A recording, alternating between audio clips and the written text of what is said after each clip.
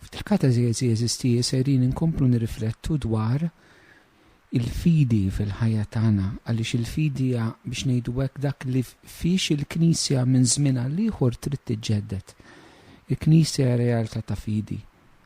U kull tiġdid fil-Knisja, ċertament il-Knisja kollha bżonn tiġdid fuq livell ħanidu hekk ta' struttura, fuq ta' management intern dak minn żmien għal ieħor.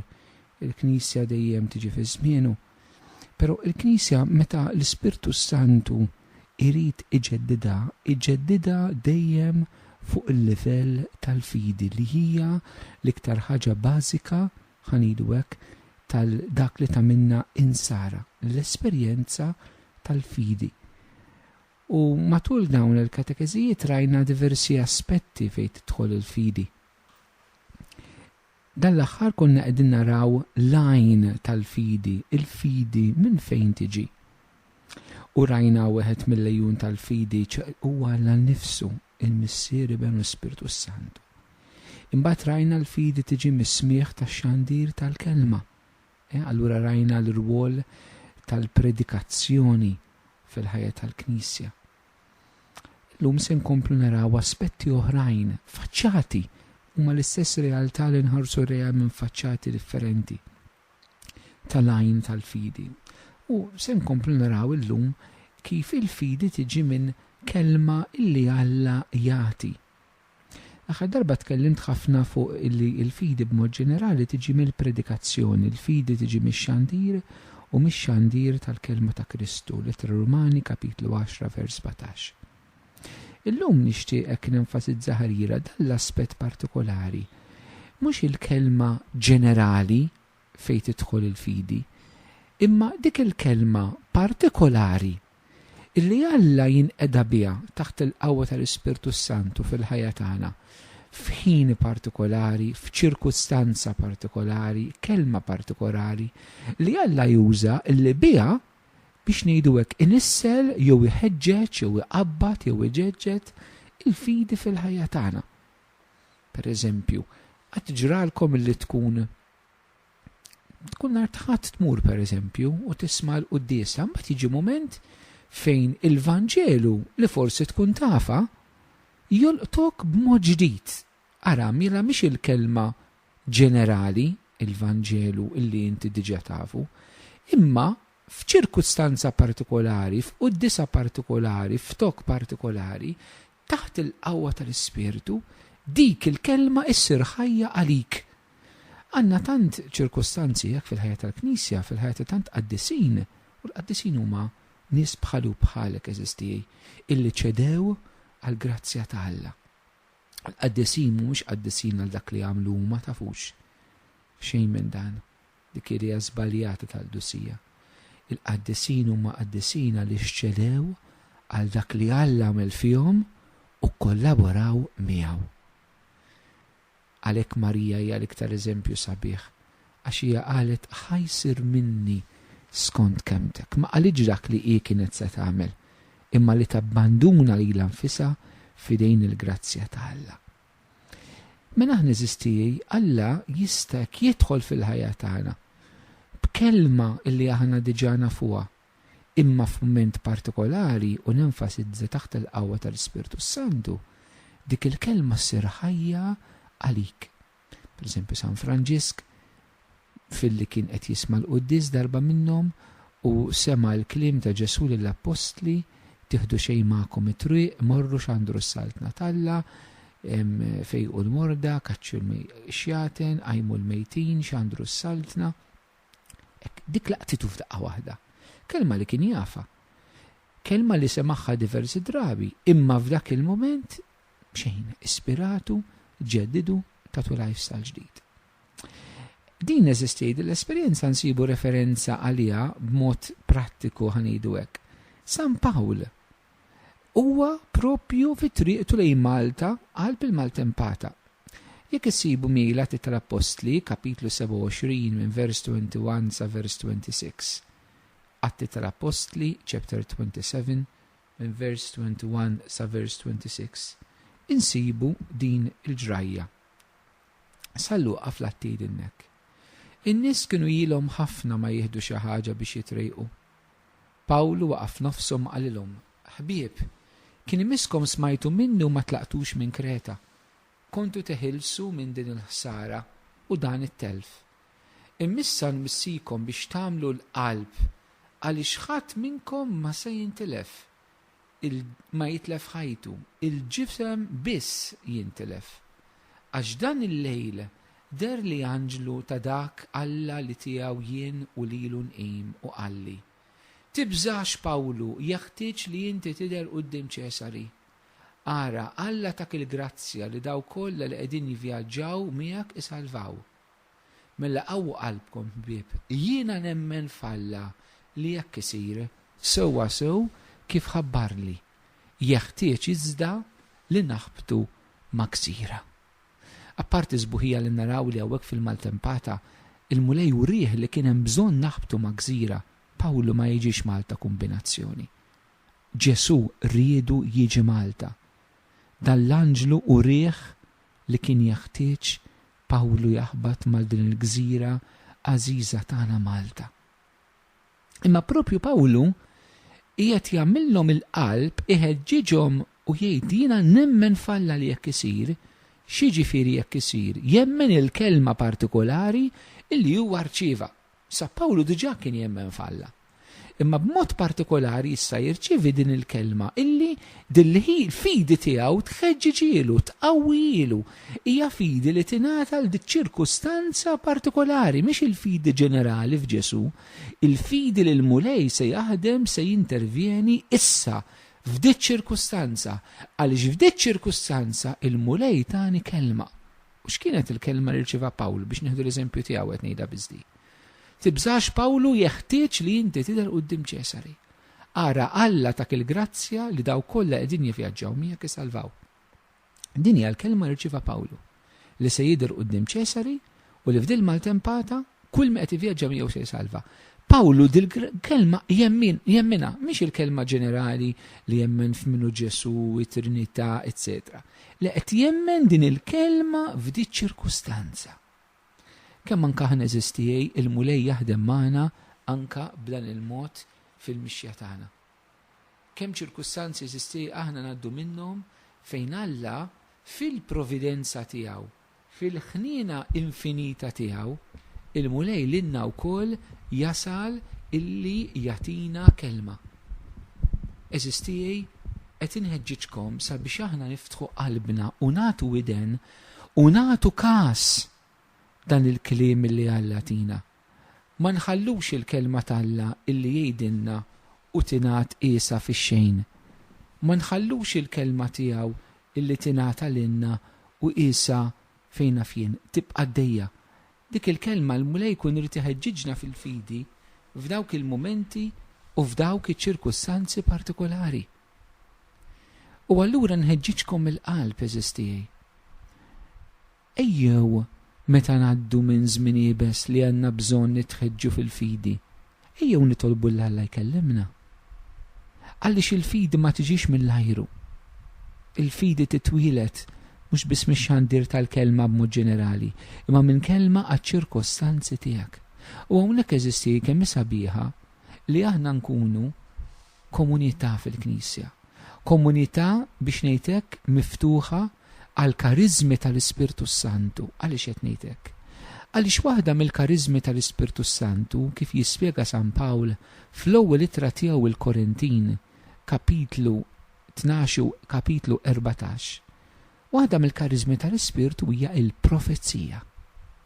U x'in il-karizma tal-profezzija? Il-karizma tal-profezzija hija, jekk irid nikkwota espressjoni li insibuha fil-ktieb tal-Apokalissi, ħanisimgħu l-Ispirtu x'qed jgħid lill-Knejjes. Mhix il-kelma tal-Vanġelu b'mod ġenerali, imma l-Ispirtu x'qed jgħid fiċ-ċirkustanzi partikolari. U dik il-kelma tħeġġeġ fina il-fidi. U allura eżistijej uħud l-Ispirtu Santu jagħtihom il-karizma tal-profezija. Illi jistgħu jitkellmu ħanitek ikunu il-vuċi ta' Alla fil-ħajja tal-oħrajn. Il-profeta mhuwiex dak li jħabbar il-futur. jew ħampoġġi aktar mod korrett, mhuwiex dak biss li jħabbar il-futur. Għaliex hemm ċerti mumenti fil-kelma tal-Alla meta Alla jagħti kelma lil profeta illi għandha x'taqsam mal-futur tal-bniedem, teżisti. Però l-profeta l-iktar importanti fil-karizma tal-profezija mhijiex il-futur, daqskemm hija il-kelma ta' Alla, il-vuċi ta' Alla. Alla x'qed jgħid fiċ-ċirkustanzi konkreti issa lill-persuna, lill-komunità, lill-grupp, il-familja, lill-knisja b'mod sieħ ġenerali. Din hija s-sabiħ tal-karizma tal-profezija. Il-profezija tnissel il-fidi eżisti. U għalhekk illi San Pawl fl-ittra tiegħu il-Korintin l-1 kapitlu 14 jitkellem dwar l-importanza tal-profezija. Per eżempju, meta jqabbilha mad-don tal-ilsna, jgħid illi ma nwafqu ħadd milli jitkellem bl-ilsna.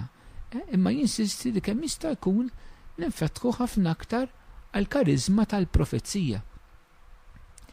Għandna hekk eku għal dak li jgħid Mosè, mhux li kien kulħadd ikun profeta. F'ċirkustanza meta l-Ispirtu jagħti dan id-don lil 70 persuna mill-poplu Teżra li jgħinu l-Mosè, ma mbagħad ikun hemm 2 oħra li ma kinux mal-grupp li wkoll jirċievu l-Ispirtu tal-Alla u jibdew jipprofetizzaw biex ngħidu hekk jipprotestaw ma' Mosè, u Mosè jidhru mhux li kien il-poplu tal-Alla kollu jkun profeta. U aħna l-koll profeti eżisti bil-qawwa tal-Magħmudija. Nfakkarkom li aħna meta tammidna aħna ġejna inkorporati f'Ġesu li hu s-saċerdot, is-sultan u il-profeta. Aħna nistgħu nkunu din il-kelma ta' Alla għal xulxin. Kemm sabiħ eżisti li aħna meta mmorru nitolbu xi drabi aħna nitolbu għal xulxin, għal bżonnijiet ta' xulxin, pereżempju, għandek xi ħadd marid titlob għalih biex ifiq xejn ħażin, xi ħadd fi kriżi finanzjarja titlob għalih għal providenza xejn ħażin, xi ħadd li hu miġġieled jitkisser iż-żwieġ tiegħu titlob biex tingħaqad il-familja, assolutament xejn ħażin. Però kieku min jaf ma dan kollu kellna nżidu għamla oħra ta' talb. Illi marru qudiem il-mulej u tgħidlu mulej, int xi trid tgħidilha il dil persuna marida? Mulej, xi trid tgħidilha il dil persuna fqira? Mulej, xi trid tgħidilha il din il-persuna fis-separazzjoni? Mulej, xi trid tgħidilha l-parroċċa tagħna quddiem din id-diffikultà li tinsab fiha? Mulej, xi trid tgħid il dil komunità tagħna f'dan il-mument tal-ħajja tagħha? Mulej, xi trid tgħid lil żewġi? Xi trid tgħid il-marti? Xi trid tgħid uliedi? Hekk din il-kelma partikolari eżisti. Kemm hija sabiħa kieku aħna kellna neħtlu f'dan l-ispirtu. Dan l-ispirtu profetiku. Kif kien Pawlu illi b'din il-kelma biex ngħidlek kien ta' sosten, kien ta' qawwa ħeġġeġ il-fidi in-nies kollha li kienu fuq il-vapur huma ġejjin lejn Ruma imma jieħdlu fil-Maltempata f'Malta. Eżisti Alla hekk għamilha il-fidi titqawwa għal dil-kelma partikolari li huwa jagħti li aħna rridu nkunu strument tagħha. Ħaġa oħra eżisti bħala lajn tal-fidi tagħna, mela rajna lajn tal-fidi Trinità, lajn tal-fidi għal predikazzjoni, lajn tal-fidi għal kelma li Alla jagħti f'ċirkustanzi partikolari. Ejjun ieħor tal-fidi hija il-qari kontinu tal-Bibja. Il-qari kontinu tal-kelma tal-Alla. Eżistijaj ma nixba qatt u qatt nenfasizza magħkom din ir-realtà. Isimgħu San Pawl fit-tieni ittra tiegħu il-Timotju kapitlu 3 minn verus 14 sa 17 jgħidilna. Pawlu hawnhekk qed jikteb il-Timotju, Timotju kien lider ta' komunità isqof żgħir u Pawlu jiktiblu żewġ ittri li fihom iħeġġu ħafna, jinkoraġġih, jagħtih ftit direzzjoni anke minħabba li kien għadu isqof żgħir ħalli fin-nuqqas ta' esperjenza tiegħu Pawlu jkun jista' jiggwidah fit-tmexxija tiegħu għall-Knisja. U fit-tieni ittra lil Timotju, nirrepeti chapter 3 minn verses 14-17, Pawlu jgħidlu hekk. Imma inti bqa' miexi f'dak li tallimt u emmint bisħieħ. Għax taf minn tallimtu u wassa minn żożitek sirt mitħla tal-kodba imqazza li jistgħu jagħtu klerf li jwassal għas-salvazzjoni permezz tal-fidi fi Kristu. L-Iskrittura kollha hija mnebħa minn Alla u tiswa biex wieħed jallem, iċanfar, iwiddeb, irawwen fis-sewwa biex hekk il-bniedem talla jkun perfett imħejji għal kull ħidma tajba. Hawnhekk Pawlu jenfasizza il-Timotju sabiex jibqa' sod f'dak li huwa tallem mill-Iskrittura mqazza. U jgħid xi ħaġa partikolari dwar l-Iskrittura mqazza. Jgħid illi hija mnebħa minn Alla. Hawnhekk ġejja l-kelma ispirata. Il-kelma ispirazzjoni, jekk nista' ngħidha b'mod sempliċi biex kulħadd jifhimni, tfisser hekk Alla li jonfoħ fil-kelma. In-nifs tiegħu. Fil-Bibja għandna n-nifs ta' Alla. In-nifs ta' Alla huwa l-Ispirtu Santu, dak hu l-Ispirtu ir-Ruħ, in-nifs ta' Alla. Il-kelma Alla, l-awtur vera tagħha u l-Ispirtu Santu. Issa l-Ispirtu Santu inebbaħ fil-kontenut essenzjali ta' dak li hija l-kelma. Dak kollu li jmiss mal-verità, mhux verità pereżempju xjentifika tafux, mal-verità ta' Alla, mal-verità tal-bniedem, tal-kundizzjoni umana tal-bniedem fil-waqgħa tiegħu insejħula ta' dnub u fir-relazzjoni ta' Alla mal-bniedem midneb li nsejħula salvazzjoni, realtà ta' mħabba u ħniena. Jaf dak li l-kelma tal-Alla hija ispirata. Issa hawnhekk qiegħed jinsisti ħafna Pawlu sabiex wieħed jikber fl-erf li wassal għal fidi fi Kristu, mela lajn tal-fidi, u għal-erf li jiġi mill-kelma tal-Alla. Issa, Pawlu jinsisti ħafna li din il-kelma jgħidlu ibqa' miexi f'dak li tallimt u emmint bistieħ għax taf minn tallimtu għassa minn żożitek sirt mitħla tal-kodba mqazza. U fuq dil-kelma nixtieq nieqaf. Sirt mitħla tal-kodba mqazza. Aħna kemm aħna mitħla? Li tkun mitħla ġifieri tkun minn ta' ġewwa. Jekk ngħid dak mitħla miegħu ta' ġifieri dak minn ta' ġewwa miegħu. Aħna eżisti kemm fil-verità aħna mitħla tal-kelma. U fuq din nixtieq nibqa' nenfasizzilkom eżisti. Aħna ngħixu fi żmien partikolari ħafna fejn bħala nsara għandna bżonn inkunu verament mitħla tal-Bibja. Għandna bżonn inkunu nafuha. Ippermettu li niġbed ftit l-attenzjoni u ngħid il-ħaġa, aħna bħala nsara Kattoliċi il-formazzjoni tagħna, il-katakezi tagħna ħadnija b'mod ġenerali iktar fi stil ta' dottrina. Aħna morna l-mużew, morna ċ-ċentru parrokjali, morna għal-katakizmu. U hemmhekk aħna tallimna it-talim tal-Knisja bażiku. Però il-verità illi ftit li xejn ġejna in touch dirett mal-kelma tal-Alla. Ġejna in touch mat-talim tal-Knisja. Issa eżisti it-talim tal-Knisja ovvjament huwa mibni fuq il-kelma tal-Alla. Jiġifieri biex ngħidlek ġejna in touch b'mod indirett mal-kelma permezz tat-talim. Illum il-ġurnata eżisti meta xi drabi l-istess talim tal-Knisja huwa questioned, ħafna nsara Kattoliċi għaliex ma nafux l-eruq tat-talim tal-Knisja li hu fil-Bibja, għax ma nafux il-Bibja, allura uħud ibellawilna li dak għall-Knisja avventatu, dak xtejt il-Knisja, mhux jgħid Alla. U hawnhekk fejn għandna diversi li waqgħu f'din ix-xibka. Għaliex huma stess mhumiex meħtla tal-kelma. Aħna bħala nsara Kattoliċi għall-grazzja tal-Alla għandna l-barka kbira nismgħu l-kelma tal-Alla f'kull qudiesa. Mod speċjali qudies tal-ħadd, però ninsisti li dan mhuwiex biżżejjed. Għandna bżonn li aħna b'mod personali nkunu mitħla Pawlu hawnhekk jgħid il-Timotju sa minn żożitek kontek. Għandna bżonn anke li żgħażagħ tagħna eżistijej. Għall-inqas dawk li għadna f'kuntatt magħhom li għadhom miftuħa għal Ġesu inrawmuhom kif jitħabbu mal-kelma talla. U nixtieq inħeġġiġkom il-qalb. L-ewwel ħaġa araw li jkollkom il-Bibja d-dar għal-inqas it-Testament il-ġdid. Jekk ma ntkomx morru wixtru wieħed qed ngħidilkom bis-serjetà.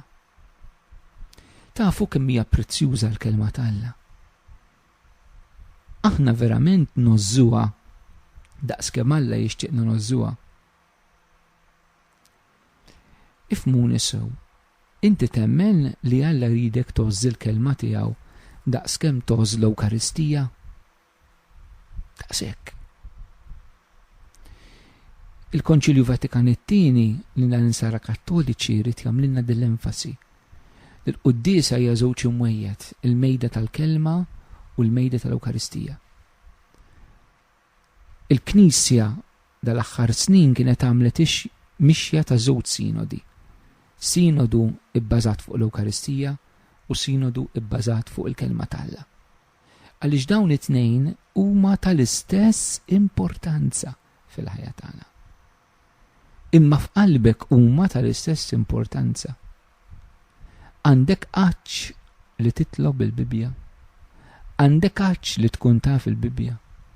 Għandek għaġġ li taqra il-Bibja. Għandek għaġġ li tqatta ftit ħin kuljum taqra ind mod personali u dirett il-kelma talla.